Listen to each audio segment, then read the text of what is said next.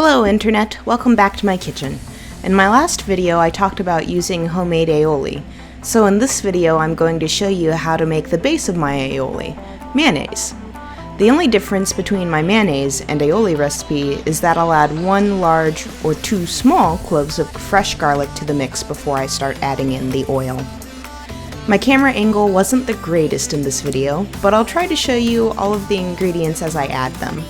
For everything except the oil, it doesn't matter what order you add these to your blender. Also, it doesn't matter if you are using a blender or a food processor.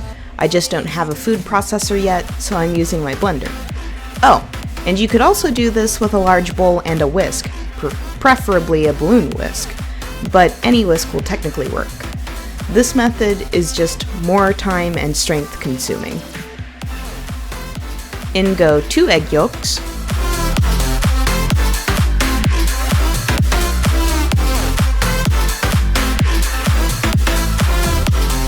2 tablespoons of fresh lemon juice, 1 tablespoon of warm water, 2 teaspoons of vinegar. I recommend using distilled white vinegar or apple cider vinegar. I just finished using up my white vinegar earlier this week while making some quick pickled cabbage and carrot, so I'm using apple cider vinegar today. You can experiment with other kinds of vinegars too for different tastes. This is just the blend I prefer. Sometimes, if I'm out of lemon juice, I'll only use vinegar since both ingredients are acids.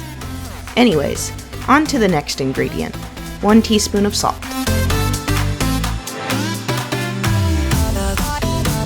And here comes about 1 teaspoon of Dijon mustard. Now at this point, I had a feeling I was forgetting something, but I started the blending process, then promptly remembered I forgot the pepper. Today I'm using some white pepper, somewhere around a ½ teaspoon's worth. You can use whatever kind of pepper here too. For aesthetics, I'm using white pepper since it makes the end product look something like you would buy at a grocery store. Sometimes, if I want my mayo to have an artisan look, I'll use whole grain mustard and black pepper. It tastes virtually the same, but it does look a bit different. Now that I have all my main ingredients incorporated, I'll get some non-flavorful oil. I'm using vegetable oil because it's cheap, but you can use canola oil or whatever other tasteless oil you want. I would not recommend extra virgin olive oil or coconut oil or anything like that. The final product wouldn't taste like mayonnaise.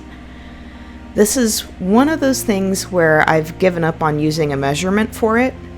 I'm going mostly on sight to determine when to stop adding oil, but I typically use somewhere between a cup and a cup and a half of oil. You want to add the oil in a very slow, steady stream. If you add the oil too fast, the mayonnaise will be a separated, oily mess.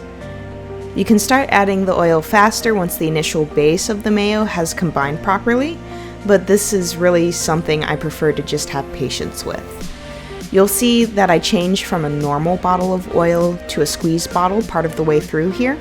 It's the exact same oil, I just like keeping a squeeze bottle on my stove so it's ready to go when I want to saute anything.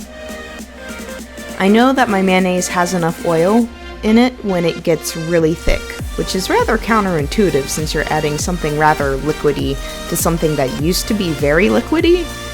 Because liquidy is a word, right? Yeah, I'm gonna go with that. This textural change happens because of the way the egg and oil combine and air is incorporated into this mixture. I can't remember the exact science of it off of the top of my head, but if you'd like to see a scientific version of this video, let me know in the comments down below. Anyways, here's the viscosity I'm looking for. You'll want to put this in the refrigerator as soon as possible. Most of the recommendations for how long it will last is about 1 week. I have definitely been known to use mine for longer than 7 days, but I also have a decent immune system and clean kitchen. I'm not recommending that you keep it for more than 5 to 7 days. I'm just saying be smart about how you store and handle your food. Be safe, and don't give yourself food poisoning. This homemade product hasn't been pasteurized after it's been made like a commercial product typically is. This is why it won't keep as long. If you're worried you won't use this sized batch of mayo in a week, go ahead and cut the recipe in half. The original recipe makes about a pint of finished product, so a half recipe makes about a cup's worth. Let me know how you like your mayonnaise in the comments below. Thanks for watching.